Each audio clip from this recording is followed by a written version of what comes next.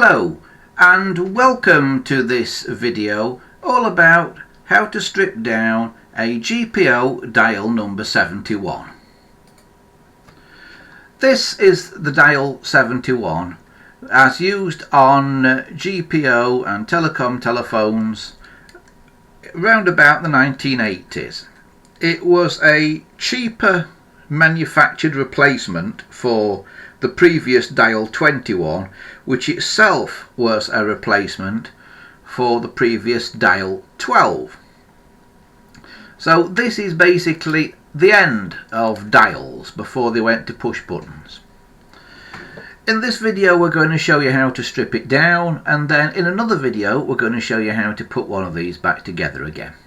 But for now, the strip down.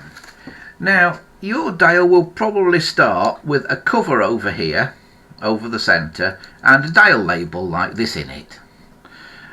The way to remove that cover is to either get some kind of rubber sucker that you can press down onto it and then pull the cover off, or you can use a bit of sticky tape across the cover, stick it down hard on the cover, and then holding both ends of the sticky tape, give it a sharp pull upwards like that, and it should take the plastic cover with it.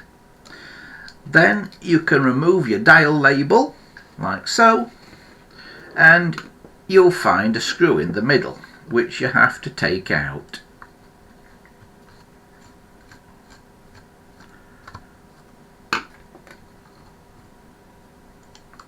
So there's the screw. I'll put that to one side. Now this clear finger plate is held on a small plastic pip as well here. So you have to lift it off that plastic pip and slide it out from under this finger stop for it to come off. So that's the finger wheel off. Next thing to do is to remove this spring clip, which is located on these two pins here. Just get your finger under one side of it and carefully remove it and put that to one side. Okay, the dial face will now lift off, and you can also remove that, and that gives you access to the workings of the dial. And what we basically have inside there, we have a clutch mechanism here, we have the main spring assembly which is on the back of this cog here. The spring's actually on this other side, and we have a governor here, which is a thing that turns with two weights on it which fly outwards as it turns, and that governs the speed your dial returns to normal, what we call the normal position, when you've dialed a number. Right, so to continue the disassembly of this unit, this has still got the mounting bracket on that it was in the phone with. So we'll take that mounting bracket off by removing this screw here, which will loosen the whole bracket. Also, if you have a little screw, a little tiny one, in the bottom of the mounting bracket there, you have to remove that one entirely. So that one has to come out entirely. That one may be missing, it's very often not there, that little tiny screw. It's not crucial. So now we loosen this clamp bracket by undoing this big screw here. We don't need to take this all the way out, just loosen it enough to make this bracket rotate, and then just wiggle it and pull it off like so. Okay, next there's this plastic cover which now should also just with a little bit of persuasion pull off. And here is the back of your dial with the contacts in it. Now inside here, I don't know if you can see this or not, but there are basically 3 lots of contacts. 1, 2 and 3. When the dial is at its normal position, the longer contacts here should be closed. The other 2 shorter sets should be open. Okay.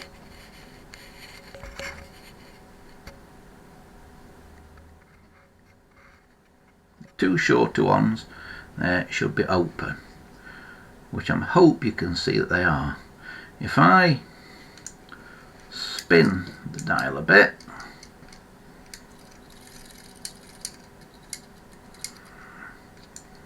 you will see, hopefully, the big one, the big set pulse, which is what dials your number. And as it gets back to the rest position, the 2 shorter contacts open. When it's not at rest, or normal as we call it, then the 2 shorter contacts should be closed and the long pair of contacts are closed until it does a pulse.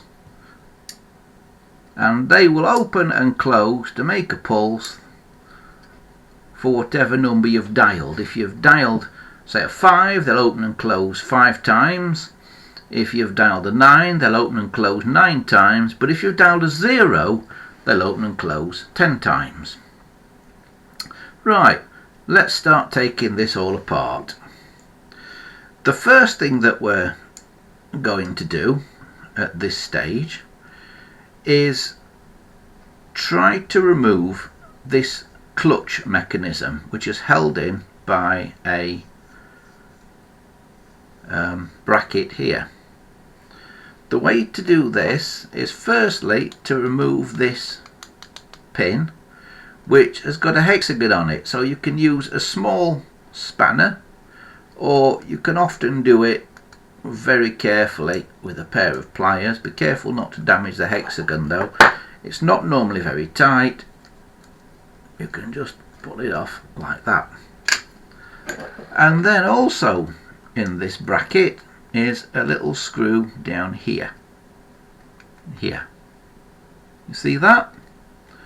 So we'll remove that.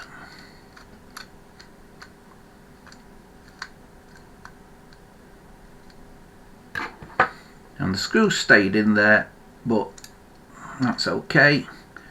We'll take the bracket off with the screw still in it, and then I can place that to one side. And now this clutch mechanism should come out with a bit of jiggery pokery.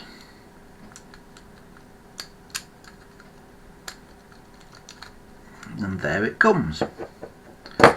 Right, this clutch mechanism is basically part of how you work the dial. It's so the governor theoretically doesn't turn when you are dialing your number. The governor only turns when the dial is returning to the normal position.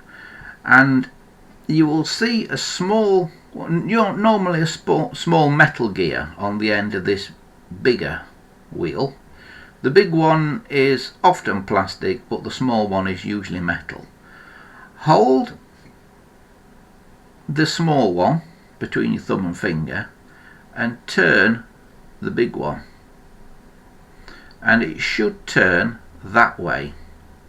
So as you look at it from the front, from the side where the small one is, the big one should turn clockwise against the small one, or the small one anti-clockwise against the big one. The other way, it shouldn't turn at all. It should lock up as soon as you try and turn it the other way.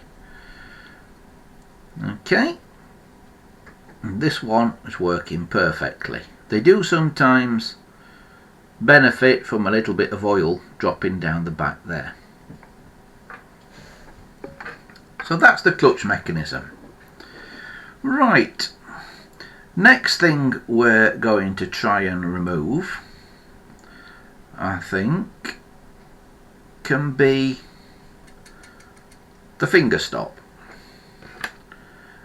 On this particular type of dial, there's just one screw in it here and a plastic locating pip there that it locates onto. Sometimes some of the earlier dials have two screws in there, but remember, this was a cost-cutting measure designed to be cheaper to manufacture.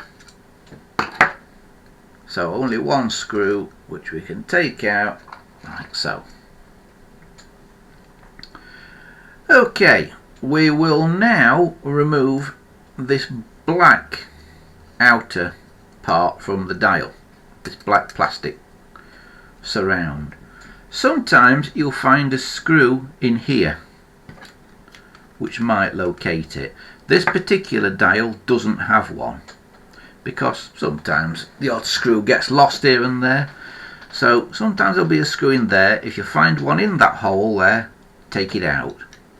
But we're now going to remove these two big screws here. So one at this side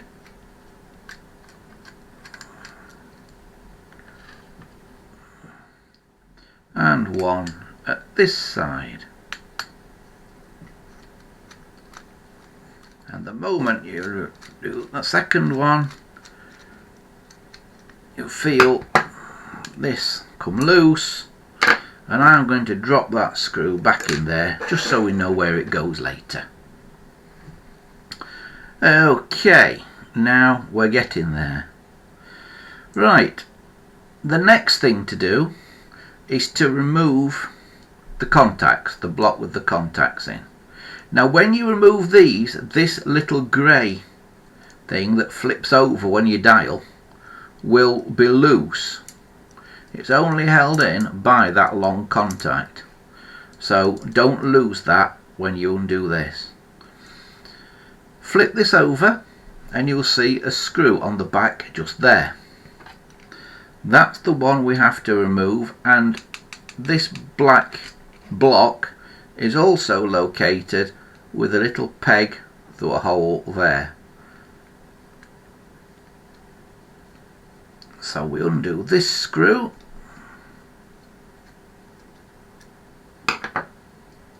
and take it out, and then the block will pull off. Remember, don't pull it sideways because there's two locating pegs on opposite corners of it, there and there. The block will pull off and we can put that there, and then that little grey thing will drop off as well. Okay, so next thing to do is to remove the governor, and we remove the governor by removing that other hexagonal peg. Now these two hexagonal pegs are different, and when you take this one off you'll find a tiny little washer underneath it there. But the two hexagonal pegs are different. Now if you can see those there, this one here has got a longer hexagonal section on it. That's the one that held the clutch mechanism in place. This one has a shorter hexagonal section just on the top of it there, and that is the one that holds the governor in place. Don't lose your little washer from under that governor pin. Right, there's a screw also in the plate that holds the governor on here.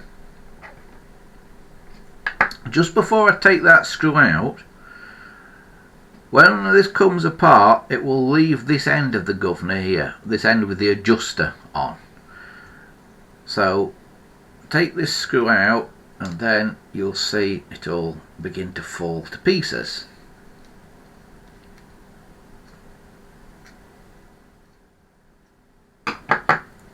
So we take that screw out like that.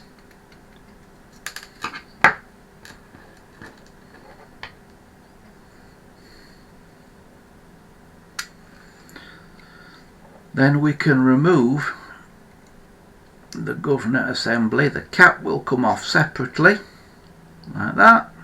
There's the cap, and there is the main assembly of the governor, and now you can see the weights that are on there.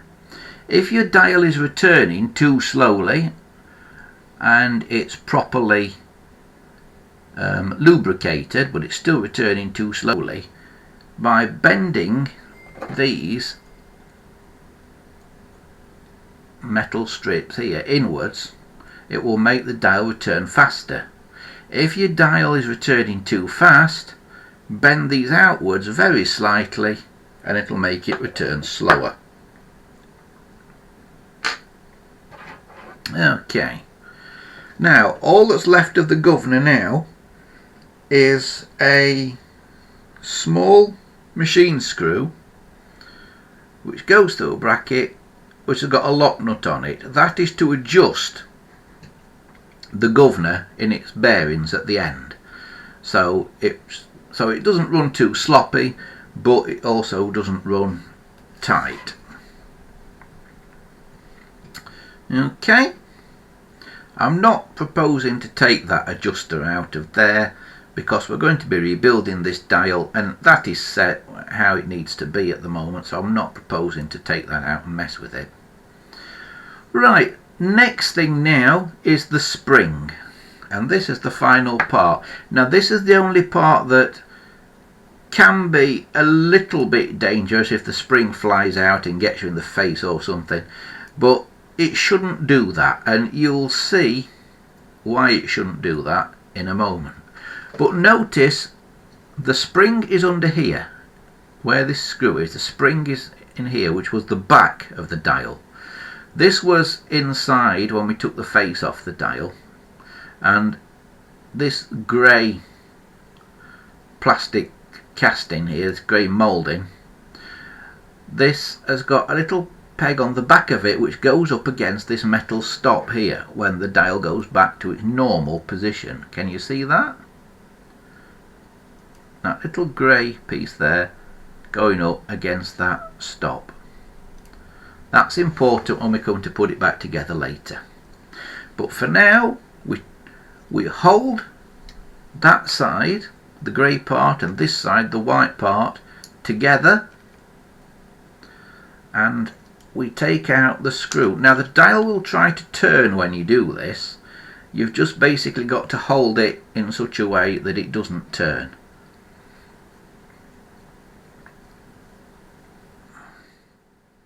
So we take out that screw, and there's a washer underneath it which I'll keep with it. Okay, remember the spring is in here. So now you can very carefully try and pull this grey side off, and it'll be tight, it'll be awkward because it's against the spring, against that stop there, remember. But if you can't do it, just put a screwdriver in under there and just lever it a little bit, and once it gets past that stop, the white side will just turn a little bit because it'll be trying to go to the other side of that stop. But then you can pull the grey thing off and you'll see it's got a long spindle on it which goes through to the white bit, obviously. And then turn it over again and you should be able to very carefully lift the white bit off with the spring all still coiled up inside it. Now the thing to look at here, the spring is located, the outer end of the spring is located through the plastic of this white moulding here, and the inner end of the spring has got a sort of flat bit that is bent inwards. And when you put this back on there like that, that flat bit locates in a little slot there. Can you see that slot? If I get that in the right light, I don't know if you can see it or not. You see that slot across the top there? That spring has to locate in that slot. But that is basically how you take it apart. If you want to take this spring out of here, be very, very careful because it'll go ping when you do take it out. But because this spring's not broken, I'm not proposing to take that out of there. And that is how you dismantle a dial 71. In the next part of the video, you will see us put this back together. But from all of us here for now, thanks for watching.